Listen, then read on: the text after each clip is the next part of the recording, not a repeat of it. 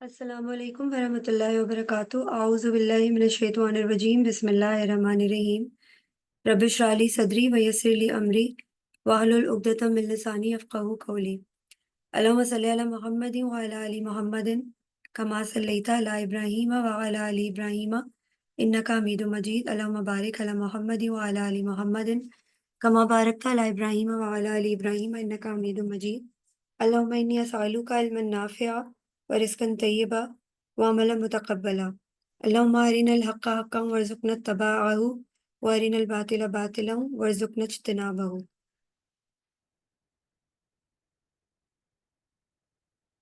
आज सूरह बकरा की वर्स नंबर 171 हम पढ़ेंगे। व मसलुल लज़ीना कफ़रू कमसलिल लज़ी यनग़िकु बिमा ला यस्मउ इल्ला दुआअन व निदाअ सुम्मुम बुक्मुम उम्युन फ़हुम ला याक़िलून। और इन लोगों की मिसाल जिन्होंने कुफ्र किया ऐसी है जैसे कोई शख्स ऐसी चीज को पुकारे जो पुकार और आवाज के सिवा कुछ ना समझती हो। वो बहरे भी हैं, गूंगे भी हैं, अंधे भी हैं, बस वो अक्ल से काम नहीं लेते। इसमें अल्लाह ताला फरमा रहे हैं इंसान से मुखातिब होके हम सब से कि यूजुअली क्या है कि हम सुन रहे होते हैं लेकिन हमें समझ नहीं आ रही होती, हम समझना नहीं चाह रहे होते या हमारी कानों तक आवाज पहुंच नहीं रही होती है। इस आयत में अल्लाह ताला ने काफिरों के दिलों की कैफियत को इस चरवाहे से तशबीह दी है जो जानवरों को आवाज देता हो, लेकिन जानवर सिर्फ आवाज सुनते हैं, मफहूम नहीं समझते। इसी तरह काफिर जो है कुरान और सुन्नत की सदाएं सुनते हैं, अजानें सुनते हैं, हक की दावत उनके कानों तक पहुंचती है, लेकिन इनके दिलो दिमाग इसे कबूल नहीं करते। इससे मुराद यह है कि जिस दिल पर हिदायत के दरवाजे बंद हो चुके हों वहां आवाज तो पहुंचती है लेकिन असर नहीं होता। इमाम तिबरी रहमतुल्लाह फरमाते हैं कि यहाँ अल्लाह ने इन काफिरों की हालत को उन जानवरों से तशबीह दी है जो चरवाहे की आवाज़ सुनते हैं मगर समझते नहीं हैं और इस पर अमल करते हैं, ना ही इस पे अमल करते हैं। और ये आयत इंसान की अक्ल और शऊर को इस्तेमाल ना करने के अंजाम को बयान करती है। बेसिकली ये आयत एक जिंदा मगर बेहिस कौम की तस्वीर पेश करती है जो हरकत तो करती है मगर शऊर से खाली है। ये तीन अल्फाज बहरे, गूंगे, अंधे न सिर्फ जिस्मानी कमजोरियां हैं बल्कि रूहानी बीमारियों की अलामत है। बहरे यानी वो लोग जो हक की बात सुनने से गुरेज करते हैं। गूंगे यानी वो लोग जो खैर की बात ना खुद बोलते हैं न दूसरों को पहुंचाते हैं। अंधे यानी वो लोग जिनके दिलों में बसीरत नहीं है। रसूलुल्लाह सल्लल्लाहु अलैहि वसल्लम ने फरमाया, जिस्म में एक गोश्त का टुकड़ा है, अगर वो दुरुस्त हो जाए तो सारा जिस्म दुरुस्त हो जाता है, और अगर वो खराब हो जाए तो सारा जिस्म खराब हो जाता है, और वो दिल है। इस आयत का एक गहरा पैगाम ये भी है कि नबी करीम सल्लल्लाहु अलैहि वसल्लम की दावत पर किसी के लिए एक जैसी होती थी, हर किसी के लिए एक जैसी होती थी, मगर सुनने वाले के बातिन के मुताबिक उसका असर होता था। जिनके दिल खुले होते हैं वो रश्द व हिदायत पाते हैं, और जिनके दिल पर मोहर लगी हो वो सिर्फ आवाज़ सुनते हैं, मफहूम से महरूम रहते हैं। ये दावत की असर पजीरी का मसला नहीं है बल्कि कबूलियत की सलाहियत का फुकदान है। कभी कभी हम अपने आप में इतने ज़्यादा गुम होते हैं कि हमें अपने अलावा कोई बंदा सही नज़र ही नहीं आता, ना हम सुनना चाहते हैं, ना सोचना चाहते हैं और ना समझना चाहते हैं, ऑल्दो के हमें नज़र आ रही होती हैं चीज़ें। जैसे हम सबको मालूम है कि अबू जहल को और उकबा बिन रबिया को, इन सबको मालूम था और वो छुप छुप के कुरान सुनते थे, लेकिन उन्होंने किस लिए जिद में आकर उस चीज़ को एक्सेप्ट नहीं किया। उनको अंदर से लगता था कहीं ना कहीं कि ठीक है, ये हमारे नबी सल्लल्लाहु अलैहि वसल्लम ठीक है, मगर इसके बावजूद क्या हठधर्मी थी उनकी कि उन्हें अपनी जो सरदारी है वो छोड़नी पड़ेगी, और उनका जो तकब्बुर था वो उन्हें ये सब नहीं करने दे रहा था। और ऐसे ही लोगों के बारे में जो जानते बूझते अक्ल शऊर रखते हुए उसको इस्तेमाल नहीं करते या ना नहीं करना चाहते, उनके लिए अल्लाह ताला ने यहाँ पे सुम्मुम बुक्मुम उम्युन का जो है वो बयान किया है कि हम ये बेसिकली फिजिकल बीमारियां हैं, लेकिन अगर हम देखें, सोचें और समझने की कोशिश करें तो ये तीनों हमारी स्पिरिचुअल रूहानी बीमारियां हैं, और हम चाहें तो इन बीमारियों का इलाज खुद कर सकते हैं। लेकिन हम कभी-कभी नहीं चाहते, हम अपने दिल से किसी का ग्रज नहीं निकालना चाहते, हम किसी बात को समझना नहीं चाहते, तो फिर उस पे मोहर लग जाती है।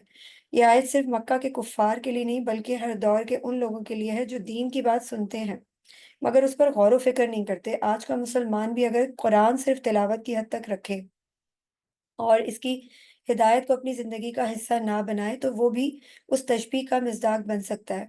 दीन सिर्फ़ सुनने के लिए नहीं, समझने, मानने और अमल के लिए है।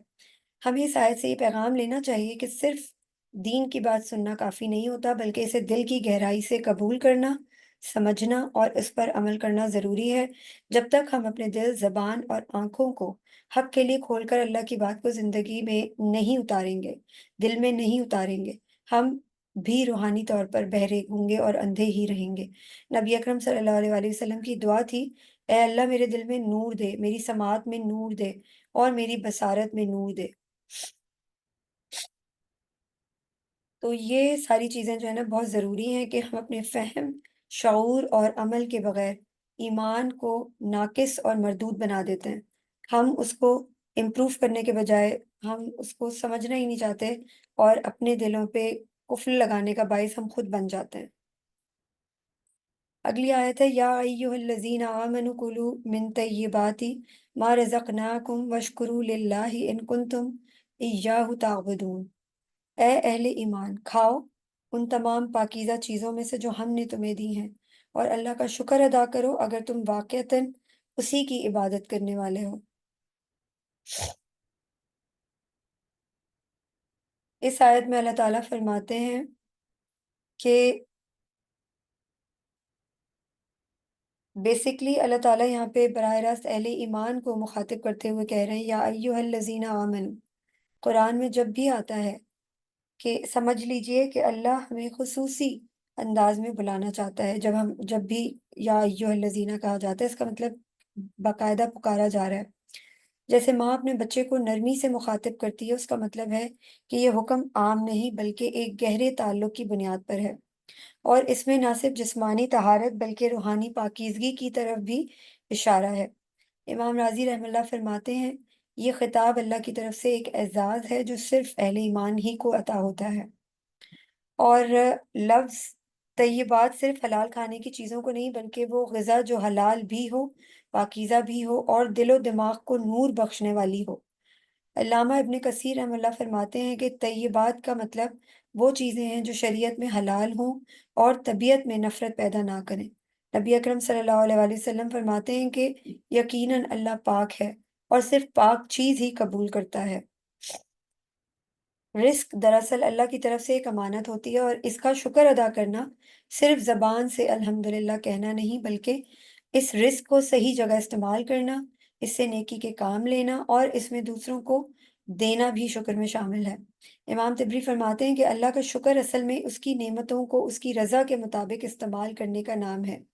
यही वजह है कि आयत के इख्तिताम पर फरमाया, यानी अगर तुम वाकई अल्लाह के इबादत गुजार हो तो शुक्र अदा करो, क्योंकि शुक्र ही इबादत का बुनियादी जुज़ है।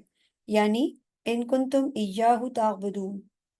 अगर सोचें और समझें तो इस आयत में बहुत गहरी एक अल्लाह ताला निशानदेही कर रहे हैं किस चीज़ की, कि रिस्क उस वक़्त अल्लाह हम इंसानों के लिए ज़हमत बन जाता है जब हम उस रिस्क का शुक्र अदा नहीं करते, अल्लाह की नेमतों का शुक्र अदा नहीं करते। वो नेमतें हमारे लिए अल्लाह की तरफ से ब्लेसिंग्स होती हैं, जिन नेमतों को पाकर हम अल्लाह के शुक्रगुज़ार बंदे बनने की प्रैक्टिस शुरू कर देते हैं।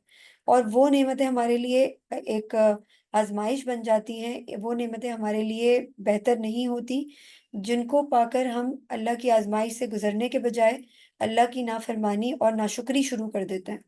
तो ये बड़ा सोचने का मकाम है, ये बड़ा तदब्बर करने की चीज़ है कि हमने सोचना है कि हमने किस तरीके से अपनी ज़िंदगी को गुज़ारना है।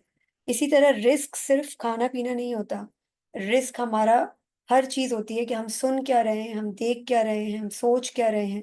हमारी तरफ से जो इल्म दूसरों तक पहुँच रहा है या हमारे तक दूसरों से कोई इल्म पहुँच रहा है, वो भी रिस्क है। यानी वो भी हराम है या हलाल है। हम कोई हराम बात तो नहीं सुन रहे, हम कोई हलाल बात सुन रहे हैं या नहीं। इसी तरह हमसे दूसरों तक हराम बात तो नहीं पहुँच रही, या हम हलाल बात कर रहे हैं कि नहीं कर रहे। یہ سب چیزیں ہمارے لیے رزق ہیں، ہماری اولاد ہمارے لیے رزق ہے۔ ہم اپنی اولاد کو کیسے پرورش دے رہے ہیں؟ ہم اپنی اولاد کو حرام کا لقمہ تو نہیں کھلا رہے۔ ہمارا جسم ہمارا جسم بیماریوں کا شکار ہو جاتا ہے جب ہم آ، طیب کھانا نہیں کھاتے، طیب رزق نہیں کھاتے۔ ہمارا جسم جو ہے آلودگی کا شکار ہو جاتا ہے، ہمارا دل آلودہ ہو جاتا ہے۔ تو یہ سب چیزیں بہت زیادہ میٹر کرتی ہیں۔ اس آیت میں تدبر کے بہت سارے پوائنٹس ہیں، اگر ہم چاہیں تو، اگر سوچنا چاہیں تو۔ نبی اکرم صلی اللہ علیہ وآلہ وسلم نے فرمایا، کل جسم نیت میں سخت ایک سیکنڈ نبی کرم صلی اللہ علیہ وآلہ وسلم نے فرمایا کہ جو جسم حرام مال سے پلا ہو، جہنم اس کے لیے زیادہ مناسب ہے۔ حرام یا مشتبہ رزق نہ صرف دل کی سختی کا سبب بنتا ہے بلکہ عبادت میں لذت، دعا میں اثر اور عمل میں اخلاص کو بھی ختم کر دیتا ہے۔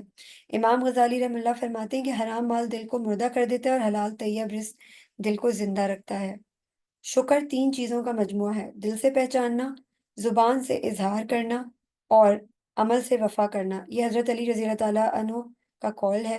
لہٰذا اگر ہمیں پاکیزہ رزق ملا تو اسے ضائع کرنا، اس سے تکبر کرنا یا دوسروں پر فوقیت جتانا دراصل شکر کی ضد ہے۔ آج کے دور میں اس آیت کی سب سے اہم تطبیق یہی ہے کہ انسان غیر ضروری اشیاء کی ہرس میں مبتلا نہ ہو بلکہ قناعت اور شکر سے زندگی گزارے۔ اسی طرح اگلی آیت میں اللہ تعالیٰ فرماتے ہیں،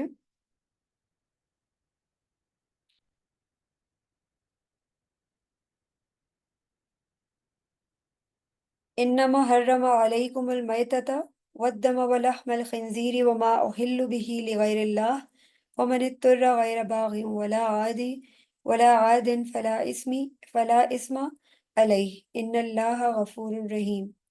اس نے تو تم پر یہی حرام کیا ہے، مردار اور خون اور خنزیر کا گوشت، اور جس پر اللہ کے سوا کسی کا نام پکارا گیا ہو۔ پھر جو کوئی مجبور ہو جائے اور وہ خواہش مند اور حد سے آگے بڑھنے والا نہ ہو تو اس پر کوئی گناہ نہیں، یقیناً اللہ بخشنے والا، رحم کرنے والا ہے۔ یہ آیت نہ صرف شریعت کا ایک فقہی حکم بیان کرتی ہے بلکہ اس کے پس منظر میں ایک عظیم انسانی اور اخلاقی فلسفہ بھی چھپا ہوا ہے۔ جن چار چیزوں کو یہاں حرام قرار دیا گیا ہے، ان میں سے ہر ایک انسان کی جسمانی، روحانی اور اخلاقی خرابی کا ذریعہ بنتی ہے۔ مردار جسم کو خراب کرتا ہے، خون، ذہن اور دل کو آلودہ کرتا ہے۔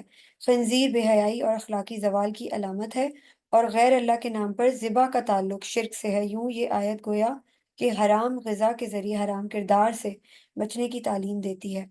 اللہ تعالیٰ نے وہی چیزیں حرام کی جو فطرت کے خلاف ہیں یا جسم اور روح کے لیے نقصان دہ ہیں۔ ابن عاشور اس آیت کے حوالے سے کہتے ہیں، یہ شریعت کی رحمت ہے کہ نقصان دہ چیزوں کو بند کیا اور انسانی عزت اور پاکیزگی کو مقدم رکھا۔ یعنی اسلام کسی چیز کو بے بنیاد حرام نہیں کرتا بلکہ اس کے پیچھے دائمی حکمت اور انسان دوستی ہوتی ہے۔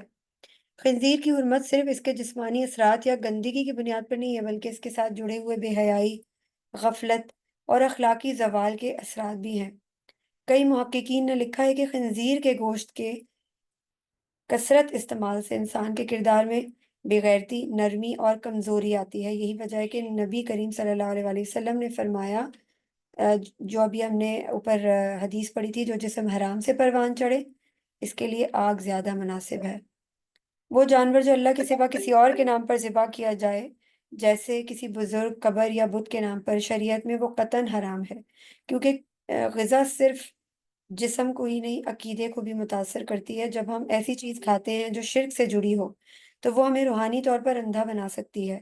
یہی وجہ ہے کہ اللہ تعالیٰ نے فرمایا، یعنی وہ چیز جس پر غیر اللہ کو پکارا جائے وہ نہ صرف حرام بلکہ ایمان کے لیے خطرہ ہے۔ اسلام کا حسن یہ ہے کہ جہاں پابندیاں ہیں وہاں ضرورت کے وقت رخصت بھی ہے۔ یعنی اگر کوئی شخص بھوک سے مرنے کے قریب ہو اور حلال میسر نہ ہو تو وہ اتنا آرام کھا سکتا ہے جتنا جان بچانے کے لیے کافی ہو، نہ زیادتی کرے، نہ دل میں لذت کی نیت ہو۔ یہ آیت اس بات کی دلیل ہے کہ شریعت سخت نہیں ہے بلکہ حکمت اور رحمت کا نام ہے۔ اور آیت کے اختتام پر اللہ تعالیٰ نے اپنے دو عظیم صفاتی ناموں کا ذکر کیا، ان اللہ غفور الرحیم۔ یہ الفاظ نہ صرف اضطرار کی حالت میں اطمینان دینے والے ہیں بلکہ ہر مومن کے لیے امید کا چراغ ہے۔ اگر کبھی لا علمی یا مجبوری میں غلطی ہو جائے تو اللہ غفور ہے، رحیم ہے، معاف کرنے والا ہے، واپس بلانے والا ہے، بس نیت درست ہونی چاہیے اور دل جھکا ہوا عاجز ہونا چاہیے۔ اسی طرح قرآن کا اسلوب یہ ہے کہ وہ جو چیزیں جسم کے لیے نقصان دہ ہیں ان کے روح پر پڑنے والے اثرات کو بھی واضح کرتا ہے۔ آپ دیکھیں کہ یہ بہت نارمل سی چیز ہے کہ زیادہ کھانا اور زیادہ سونا آپ کو اس دین سے دور کر دیتا ہے، آپ کو غفلت میں مبتلا کر دیتا ہے۔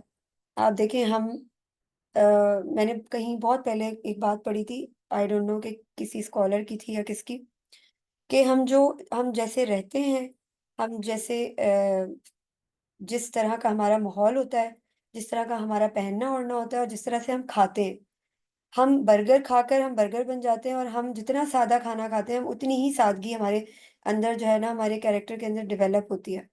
تو the way we are giving the food to our mind, to our soul, to our body، وہی جو فوڈ ہم اپنی باڈی کو دے رہے ہوتے ہیں، اپنی روح کو دے رہے ہوتے ہیں، اپنے دل کو دے رہے ہوتے ہیں، اپنے دماغ کو دے رہے ہوتے ہیں، اسی طرح کی ہماری جو کیریکٹر بلڈنگ ہے وہ ہوتی ہے، اور اسی طرح کے ہم انسان بن جاتے ہیں، اسی طریقے سے ہم سوچنا شروع ہو جاتے ہیں۔ آپ دیکھیں کہ آج کل ٹرینڈ بنا ہوا ہے، لوگ اتنا مطلب کھانے کے لیے جی رہے ہیں، ایسے لگتا ہے کہ لوگ کھانے کے لیے جی رہے ہیں۔ اب زیادہ کھانے اور زیادہ سونے سے آپ نوٹس کریے گا کہ آپ کا دل قرآن سے ہٹنا شروع ہو جاتا ہے، آپ کا دل نہیں کرتا، آپ کا دل بس عیاشی کا کرتا ہے کہ آپ آرام کریں، سوئیں، ریسٹ کریں، یا پھر آپ اپنی فن کی انٹرٹینمنٹ کی کوئی چیزیں کریں، ایکٹیویٹیز کریں، یا ایسے کام کریں کہ جو آپ کو اللہ سے دور کر دیتے ہیں۔ تو یہ بہت ضروری ہے کہ ان چیزوں کو سمجھا جائے اور تدبر کیا جائے ان کے اوپر کہ ہم اس کو اپنی زندگی میں کیسے اپلائی کر سکتے ہیں، ورنہ تو وہی والی بات ہے جو پہلی آیت میں بیان ہوئی تھی، سمم بکم امیون، سنتے ہیں، سمجھتے ہیں، دیکھتے ہیں، لیکن گونگے ہیں، بہرے ہیں اور اندھے ہیں، اس کے باوجود آنکھیں ہیں پھر بھی اندھے ہیں، کان ہیں پھر بھی بہرے ہیں، زبان ہے پھر بھی گونگے ہیں۔ ہم سے ہم میں اور چرواہوں میں کوئی فرق نہیں ہے۔ سورہ نام میں آتا ہے نا کہ چرواہے جو ہیں وہ چر رہے ہوتے ہیں، ان کے پاس سے آ کے خطرہ گزر جاتا ہے، لوگ گزر جاتے ہیں، گاڑیاں گزر جاتی ہیں، وہ ٹس سے مس نہیں ہوتے، وہ چرتے رہتے ہیں، ان کو پرواہ ہی نہیں ہوتی۔ تو ہم میں اور ان میں کوئی خاص فرق نہیں ہے اگر ہم اپنا فہم، اپنا شعور، اپنی یہ سینسز یوز نہ کریں۔ اللہ تعالیٰ نے ان سینسز کا نام قرآن میں لے کر ہمیں بتانے کی کوشش کی ہے کہ یہ فزیکل بیماریاں تو ہیں، لیکن جن کے پاس یہ فزیکل جن کی جو فزیکلی فٹ ہیں، جو گونگے بہرے اندھے نہیں ہیں، لیکن وہ ان کی روح اور ان کا دل گونگا بہرا اور اندھا ہے، اگر وہ عقل اور فہم رکھتے ہوئے جو سنتے ہیں اس پہ عمل نہیں کرتے۔ جزاک اللہ خیر۔ کسی کا کوئی کوشچن ہو تو آپ پوچھ سکتے ہیں۔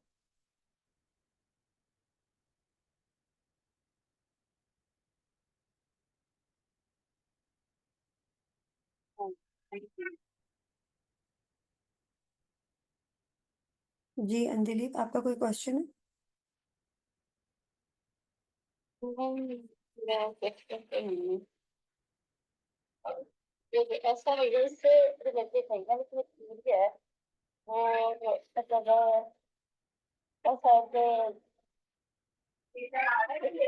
چلے وہ میں آپ کو نہ پوچھوں گی چلے کوئی کوئی مسئلہ ایسا مجھے اگر کوئی جو ہے وہ ایسے دنیا میں بھی بہت اپنی بس پہ جو ہے وہ ڈیل کرتی ہے اور میں اس کی بات کی تو جب اس کی جگہ سے اسے آفر دیا میں نے بولا ہے کہ آپ ڈیل کریں گے حساب سے تو بس مطلب اسے کیا کرنا چاہیے؟ مجھے آپ کا صرف آخری جملہ سمجھ آیا کہ اس کا کیا کرنا چاہیے وہ پیچھے بیک گراؤنڈ نوائز تھی نا تو اس وجہ سے ریپیٹ کر دے ذرا۔ ابھی آپ کو مجھے آواز آ رہی ہے صحیح؟ جی آ رہی ہے۔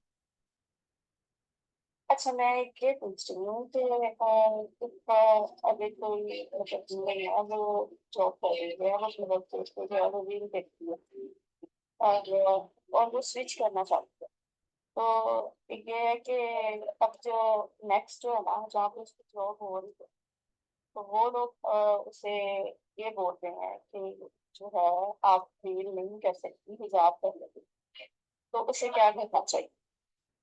یہ مطلب اسے ایکسپٹ کرنی چاہیے یا ریجیکٹ کرنی چاہیے؟ देखें ये जो है ना सिचुएशनल वेरिएशन होती है, सिचुएशन टू सिचुएशन वेरी करती है। अगर तो उसको जॉब शदीद चाहिए, ज़रूरत है शदीद, तो देखें ऐसी चीज़ों के लिए ना मैं हमेशा आपको बताती हूँ कि मैं क्या करती हूँ जब मैं स्टक हो जाती हूँ या कंफ्यूज हो जाती हूँ, तो मैं सिर्फ जानेमाज से उठते हुए एक दुआ करती हूँ कि या अल्लाह, अगर ये रास्ता मेरे लिए दुरुस्त है, मेरे ईमान के लिए ख़तरा नहीं है, तो इसको खोल दे। बेहतरीन है तो इसको खोल दे। इसको मेरे दिल में डाल दे कि मैं इस फ़ैसले को कर सकूँ, ये मुश्किल फ़ैसला है। और अगर ये मेरे ईमान के लिए ख़तरा है तो मैं तुझसे दुआ करती हूँ कि इस दरवाज़े को बंद कर दे और मेरे तमाम मामलात तेरे सुपुर्द हैं। तू जानता है कि मैं अपनी तरफ से जो भी कोशिश मैं कर सकती हूँ, वो मैं कर रही हूँ और बाकी के मामलात तेरे सुपुर्द हैं। तेरे हवाले करके मैं अपने मामलात इस जान-ए-माज़ से मुतमईन होके उठ रही हूँ। और मुतमईन होके उठने का मतलब ये है कि आपको जानेमाज़ से उठने के बाद मुतमईन होना है। ये बहुत ज़रूरी है। हम कहते तो हैं मुँह से लेकिन हम करते नहीं हैं, हम अंदर ही अंदर परेशान रहते हैं। तो इसके ऊपर काम करना नहीं, बहुत ये ज़रूरी है। है कि एज़ अ सिचुएशन में ये है कि बंदे ने वो दुआ कर ली है। अब वो जब उठा है तो ज़ाहिर-सी बात है उसके दिल में खदशात तो है जी, कि मतलब क्या होगा? हो सकता है उसके दिल में वही मतलब बार-बार जो है ना वो बात स्ट्राइक करे जी, उसके माइंड में। डेफ़िनेटली करेगी। उसके लिए आप इस्तिग़फ़ार पढ़ें, खूब इस्तिग़फ़ार पढ़ें और अल्लाह से इस बात की दुआ माँगें कि या अल्लाह मेरा तवक्कल तेरे ऊपर स्ट्रॉन्ग हो जाए। देखिए हमारी हमारी नियत होती है ना जिस चीज़ में अंदलीब अल्लाह ताला उसके अंदर हमारे लिए आसानियाँ पैदा करना शुरू हो जाते हैं। शर्त ये होती है कि हम कोशिश जारी रखें, हम कोशिश क्विट ना करें, पहली चीज़।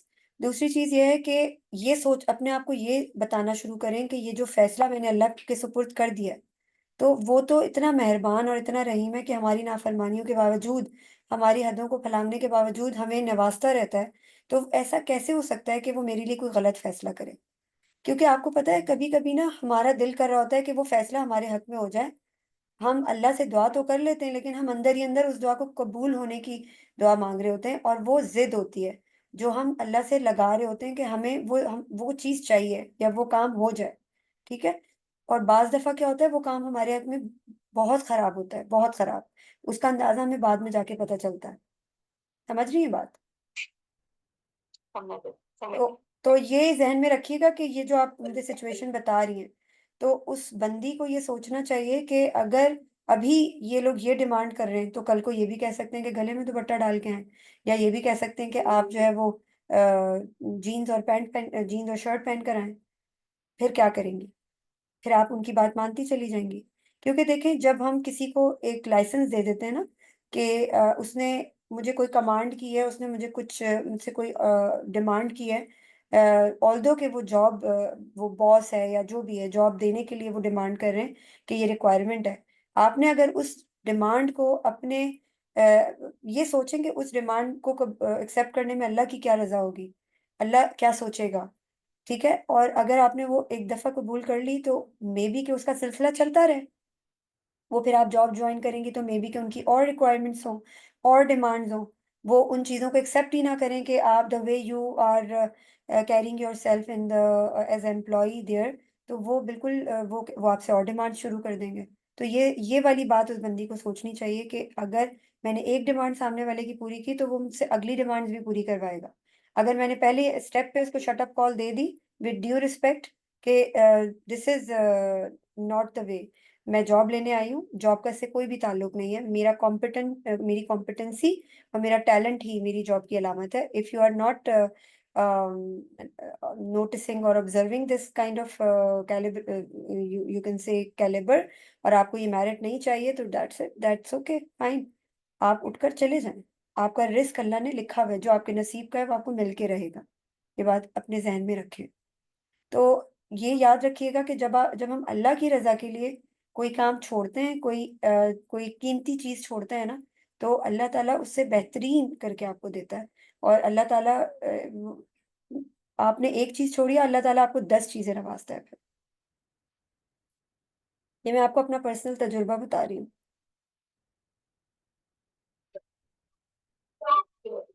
ठीक है? जज़ाकल्लाह खैर। बारकल्लाह फ़ीक। और किसी का कोई क्वेश्चन? अंजलि अगर अभी भी कोई कन्फ्यूजन हो ना तो आप मुझे डीएम करके पूछ सकती हैं ऑडियो पे, ठीक है? फिर हम फिर दुआ पे आते हैं चलिए। ओके। सुब्हानल्लाहि व बिहम्दिही सुब्हानकल्लाहुम्मा व बिहम्दिका अशहदु अल्ला इलाहा इल्ला अंता अस्तगफिरुका व अतूबु इलैक। अस्सलामु अलैकुम व रहमतुल्लाहि व बरकातुहू। वालेकुम सलाम। वालेकुम